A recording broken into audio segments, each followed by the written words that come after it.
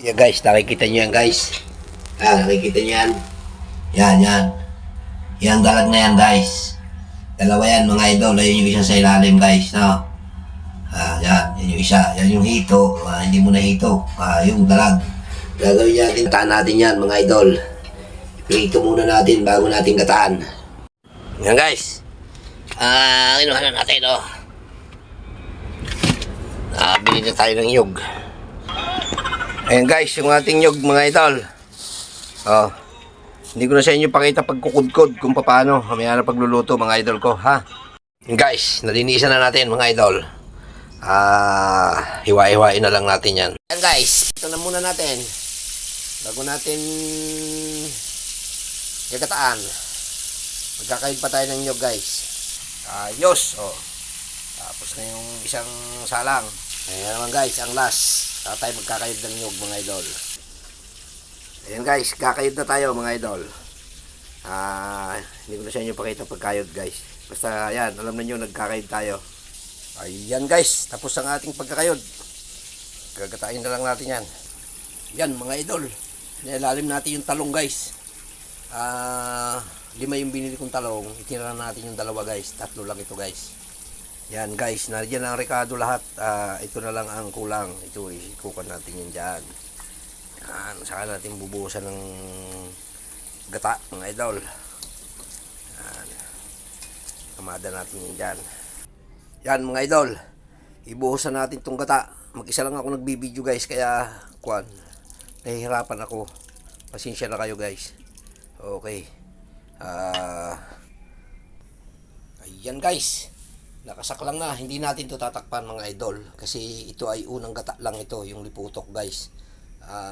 Ang gagawin natin ito mamaya para mailalim lang itong gaganon-ganon lang natin siya kasi liputok lang ito guys.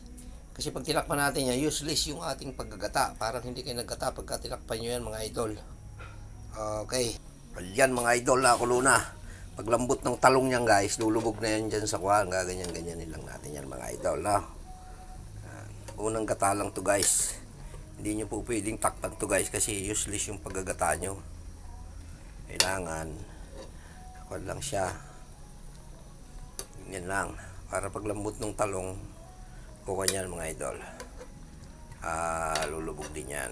Kaya buhos-buhusan lang natin siya ng gata. Lambot din kasi yan guys pagka prito natin. Yan. Lapit na mga idol. Hindi pa tayo nagsasaing, mamaya na tayo magsaing pag kaluto niyan.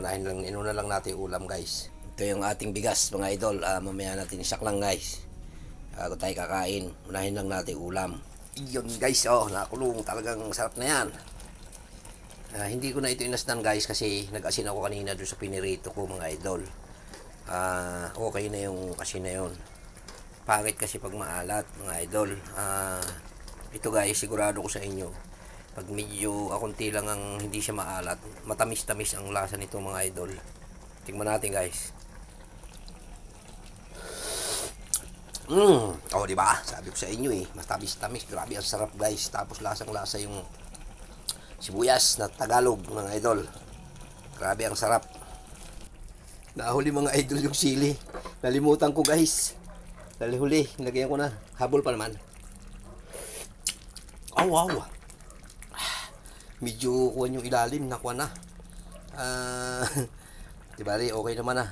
Sarap. Grabe. Yun guys, luto na.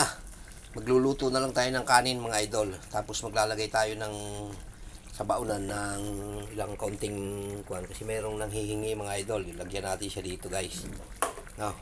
Pakita ko sa inyo. Ayun mga idol. Ito ibibigay natin sa kanya. Kaysa bumili pa siya ng ulam guys, 65 ang ulam mga idol, 70 pa pag minsan, kaya ready na siya bumili ng ulam guys. Kaya bibigyan natin siya guys.